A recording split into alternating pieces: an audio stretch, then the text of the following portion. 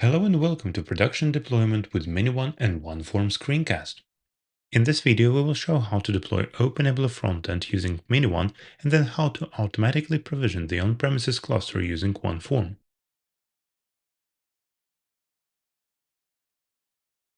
miniONE is the easiest way to quickly deploy OpenNebula as a frontend-only instance or bundled with a hypervisor. It is ready to use and accepts a set of useful parameters such as custom password, enterprise token, or version. OpenNebula Formation, also known as OneForm, is a separate package used to provision clusters on premises or at the selected cloud provider. miniONE will take care of installing the OpenNebula Formation package as well. Unlike cloud providers, the on-prem provider is bundled and is available out of the box. To successfully provision the on-prem cluster after you have deployed the front-end node, you must distribute the OneAdmin user's public key across the environment. Under the hood, OpenNebula Formation relies on common technologies such as Terraform, Ansible, and our own OneDeploy collection.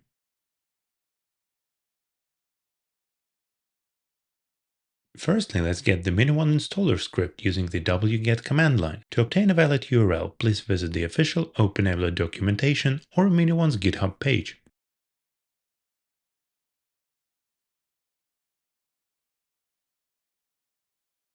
Then let's make it executable so we can launch it like any other script.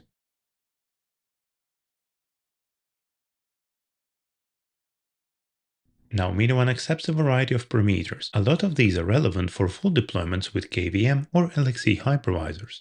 We will deploy in front-end only mode, therefore we must add the front-end parameter, optionally set the password using the password parameter, and then optionally set the force and yes parameters to avoid being prompted for confirmation and skip all non-critical errors. Note that it may take 5 to 10 minutes to perform the whole installation. The installation is now complete. Let's open Sunstone and verify that it is reachable and that there are no errors at this point.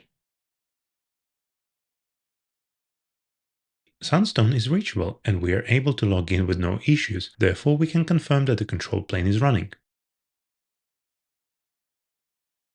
Since OneForm is a separate package, let's verify that the daemon is running after the installation.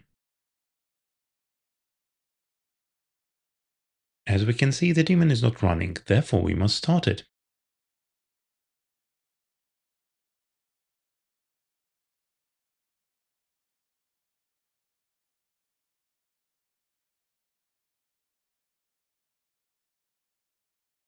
Now we can confirm the OneForm is running and is ready to handle the provisioning tasks.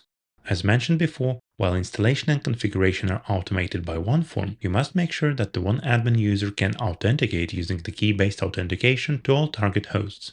On the front-end node, switch to the OneAdmin user and copy the contents of the ID RSA pub file. This public key must be distributed across the environment either manually or using automation such as Ansible, Chef, Puppet, or any other method or tool of your choice.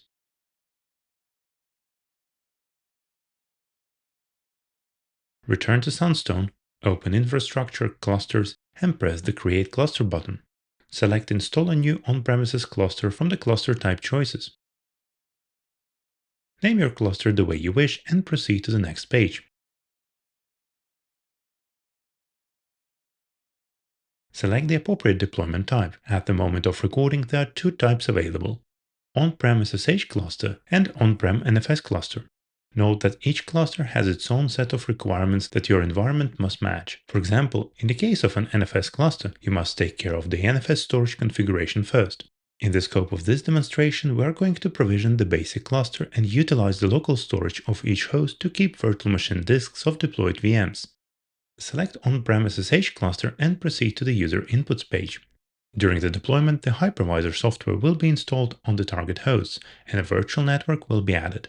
Add all hosts that are supposed to become part of the cluster using their IPs or FQDNs. You may extend the cluster later if needed.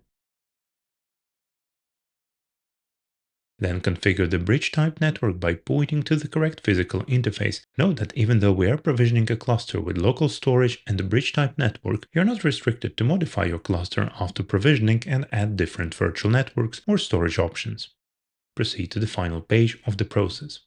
Optionally, add a tag key pairs, for example location, Madrid.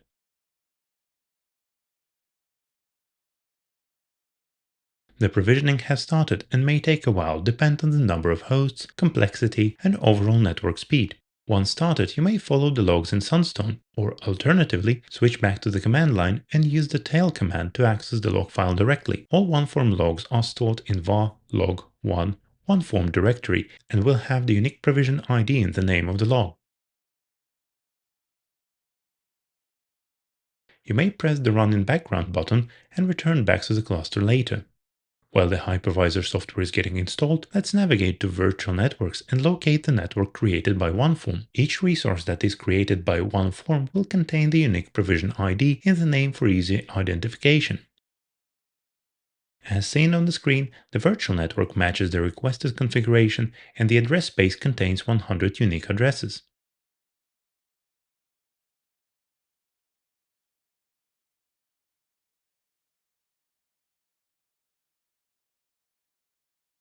By looking under Storage, Data Stores, you can find the System Data Store and an Image Data Store. Both belong to the same provision. Once the cluster is in the ready state, check the host page and verify that all hosts are in the monitoring state. With this, we can confirm that the provision is successful.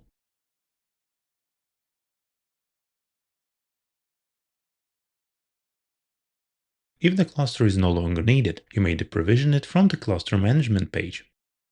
This will delete all resources that were added in the scope of this provision. If you look into the log, you are supposed to see a state change from deprovisioning to done once the procedure is over. And this concludes the screencast.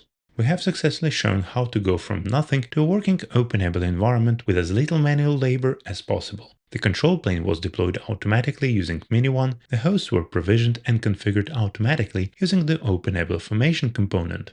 Thank you for watching, and we will see you in the next screencast.